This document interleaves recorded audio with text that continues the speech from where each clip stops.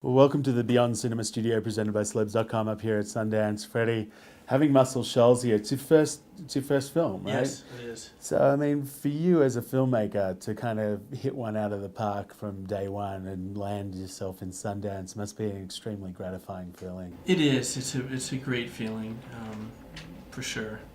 And like when you were taking this journey, like, did you get to so who was it first that made you think, okay, Muscle Shoals, when did you discover it first as an individual before a project? Good question, because people ask me how did it come to the story, and I'll tell you that. But I mean, the concept of Muscle Shoals I knew of from my love of Dwayne Allman and the Allman Brothers, and then Skinner, and then Clarence Carter.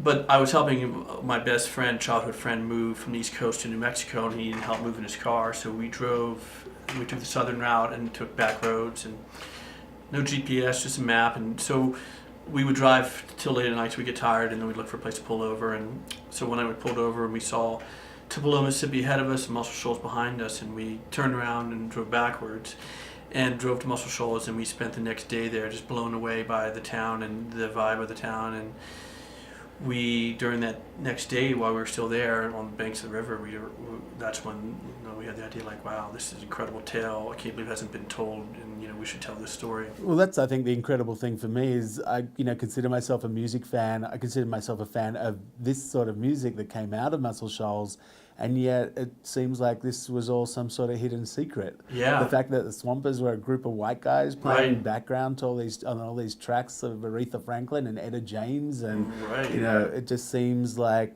no one has really brought it to the fore. I know. Why do you think that is? Is it because it was hidden in Alabama, or like? I mean, it's part of its mystique, I guess, along with the rest. I mean, I know people had tried to go down there and sort of tell the story, and it had just they had never come to fruition, any of those projects. And so obviously we felt lucky that we were able to tell the story. But the fact that we have the birthplace of Southern rock essentially, and the Queen of Soul goes there to become the Queen, and the R&B and soul and rock and roll all coming out of there. It's mind blowing. Plus, Yeah.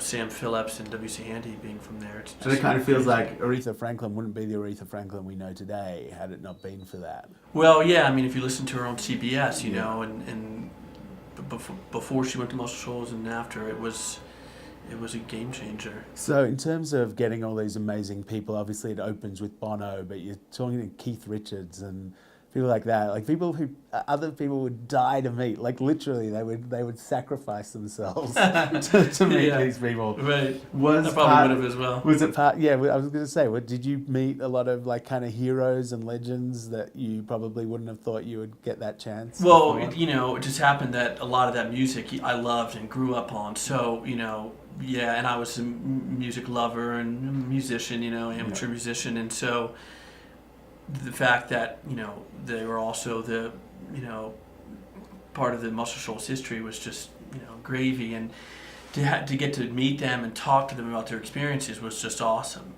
Did any of them was it hard to get in touch with them and get time with them? Was it easy once you dropped the name?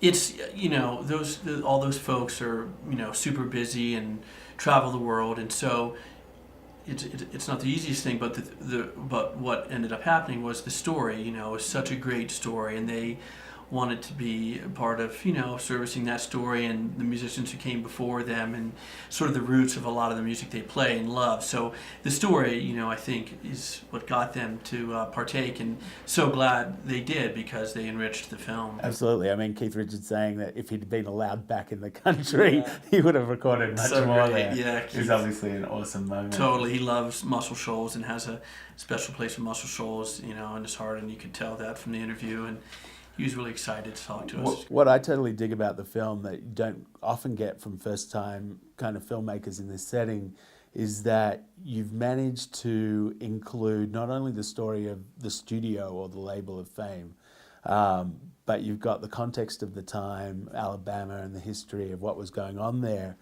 The personal story about the guy of Rick, the guy behind the thing, and you've managed to kind of get them all in without it feeling like it still has this kind of beautiful silences to it. Was that, like, for you, was that part of the struggle or the challenge of the movie? Yeah, that's very, very insightful. Yeah, that was a very challenging thing to pull that off and feel like the movie was a whole, and it took you on a journey that was an arc that didn't feel like a bunch of sort of tangential stories that weren't connected. And so tying that all together, 'cause yet I wanted to tell all those things because I think all of those are an important part of it. But it becomes more and more challenging to keep your sort of cohesive sort of arc to the film, and so that was something that was a challenge, and it was. But I'm glad glad it was a challenge, and we. How much footage did you have? We shot a lot of footage. We'd go down there. There's skeleton, B-roll trips just to do a lot of B-roll, Yeah. and so we would do that, and then obviously we shot a lot of interviews as well. Anything that it killed you to leave out? So there's so much to leave out that. Anything particular that was like right on the cutting Yeah, edge? two things that come to mind is a great story of Aretha with "Call Me." That was a beautiful story, and I cut a sequence to a song I love, "Simple Man," which Skinner did cut their first version there, which I always thought was very emblematic of the story of Muscle Shoals and was in the film at a certain point. But the film, you can make this a 12-hour film and leave stuff out. So those were hard choices. But those two in particular, I think about those sequences because I shot both of them and we put them together. And I loved those sequences, and they didn't make it in the film. Did you, shooting in Alabama, were you given kind of open access? Are people still a little cagey about being on film and opening up and telling their story? Because you don't really think of it as being kind of this, let's all open up and share our feelings kind of place. Totally, that's another good question. Yes, this is the first documentary obviously I've ever done, but I think that's a process. You start to get to know the folks down there, and you build a relationship. And in the beginning, people were much more closed off, and slowly you start to build that trust and relationship, and we were lucky enough that happened for us. And in that process, then you get once you can build that trust, you get more. They trust you more to reveal things that are personal or that they wouldn't want to necessarily share. Yeah. So. And in terms of just the logistics of shooting in Alabama, was that ever an issue? Did you contact local commissions or anything? Yeah, it was definitely in the beginning. Figuring out sort of best, where to get sound out of, where to get equipment, different things like that. Sort of, then we sort of got it down after a while. But yeah, that was definitely, had to figure that sort of workflow out. And in terms of Rick, I mean, it's so much his story, and you had to have, so much of a trust and responsibility relationship with him. Have you shown him the film? Did you show him a cut? No, he has not seen the film, and we were so close. And I just finished the film, and so, Rick, I love Rick, and we have a great relationship. And I'm thrilled for him to see the film. And I talked to him at length about the film, and plus he was obviously there for all the on-camera stuff. But at this point, we're so close to the premiere. I want to see it on the big screen with the surround sound and really get the full experience of it. Be really cool to watch him. Obviously, Dave Grohl's got Sound City up here. I know a couple of guys in LA who kind of had these amazing old boards that people used to come to because they had these legends and myths around them.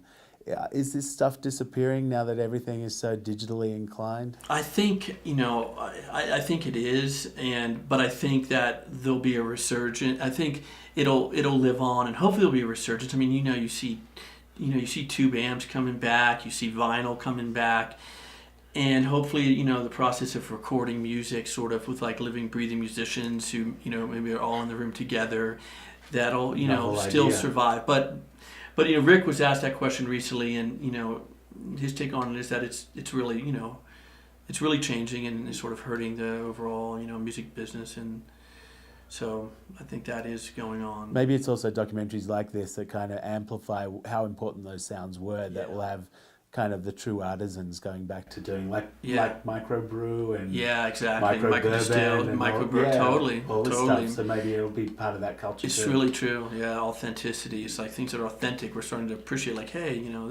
Yeah. This was we had it right, before. Yeah, very cool. Yeah. Well, it's been nice chatting to you. Yeah, mate. you Thanks too. for spending a few minutes with us. Thanks a lot.